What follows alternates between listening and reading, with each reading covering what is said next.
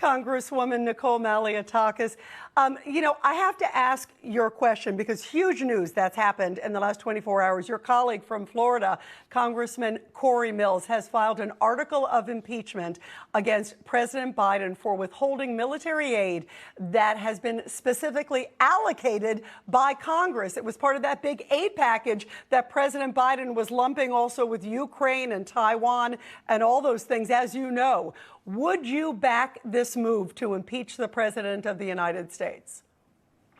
Well, look, this needs to be a conference decision. We need to come together next week and have a serious discussion about this, because the reality is that the president does not have this authority to impose conditions on this aid that was, as you said, approved by Congress overwhelmingly with bipartisan support. He's playing a very dangerous political game right now. He is trying to appease the radical left of his party. He is, in essence, what he's doing is appeasing Iran. He's appeasing Hamas, Hezbollah, by doing this. And I think this is a very dangerous political game that has serious consequences for our ally Israel. It has serious consequences in the fight against terrorism, and it has serious consequences for the national security of the United States of America, because, as you know, Israel's security is America's security, and we are very important partners when it comes to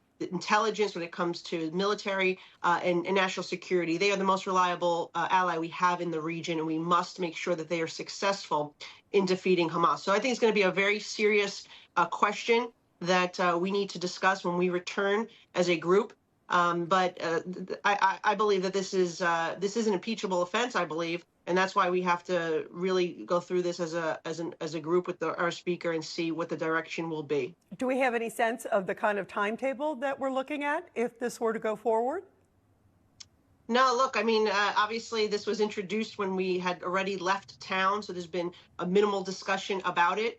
But look, time is of the essence here, right? Israel is in a war.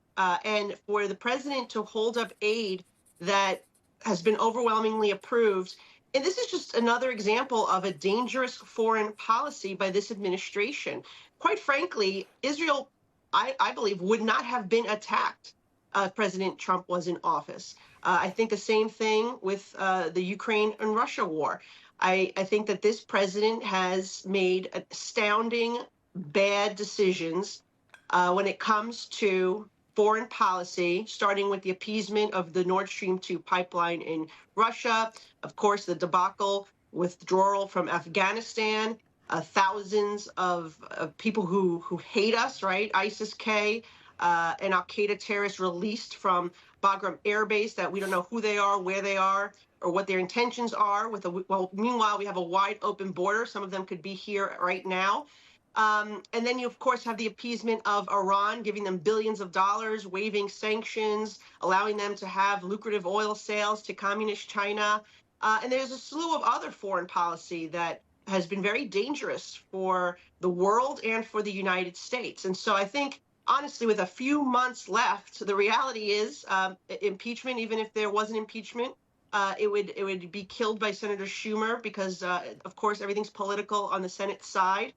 So it was really up to the American people to fire Joe Biden in November and reinstate President Trump, whose foreign policy was one of peace through strength.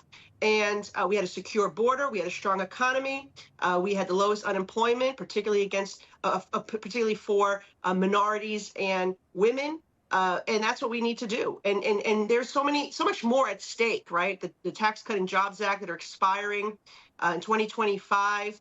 I mean, if Joe Biden is the president, we're going to see tax increases for not only businesses that create jobs in this country, but we're going to see it on the American people. And that's a fact. Yeah. So there's a lot at stake in 2025. Yeah, there is certainly a lot at stake. And by the way, in the middle of all this, there are these massive protests that we have seen, Congresswoman, taking place on campuses. And he has yet to really clamp down on them. I mean, he has said, okay, he wants peaceful protests. It seemed it took him a long time to even get to that point. And then now, just recently, there was another Ivy League university president. She appears to be kind of getting out of Dodge, if you will, before the chaos comes to her campus. It's already come a little little bit, though. Cornell University President Martha Pollack has announced just this week that she will be stepping down from her post. That's going to be on July 1st. She says the decision was hers alone, but her resignation does mark now the fourth resignation of a major Ivy League university president just in the last few months. In your view, do more of them need to take accountability? And also, what role can Congress do and try to track down the funds from some of these outside agitator groups? There's big money coming in that seems to be influencing so many of our college students and these campuses. Well, that's right. And I'm really proud that it was House Republicans hearings that led to multiple university presidents who are not doing the right thing and not protecting Jewish students from anti-Semitism on their campuses, forcing them to resign.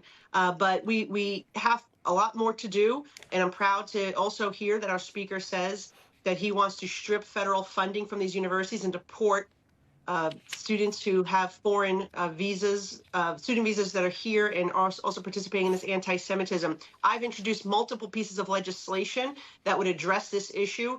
One would strip federal funding from these institutions if they do not hold professors or the student organizations that are organizing these events and participating in these events accountable.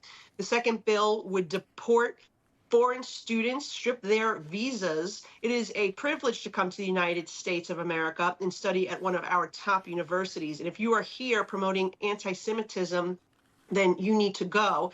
And I just introduced another bill this week that would look at, would actually prohibit 501c3s and c4s that accept foreign money from then turning around and having a political action committee or supporting a political action committee with foreign funds.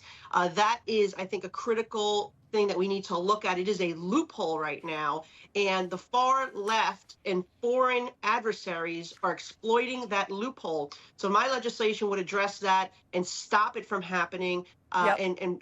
And it's just so critical that the House move forward and adopt either my bills or bills that are like mine, hopefully mine. But I think there'll be a package of legislation that will address this very issue at its core. Well, bravo for you for always fighting the good fight. And we love having you here on the show. Congresswoman Nicole Malliotakis, thank you for being here and keep us posted on all of this. This is big stuff. Thank you. Great to be with you. Thank you, Rita. You too. You too.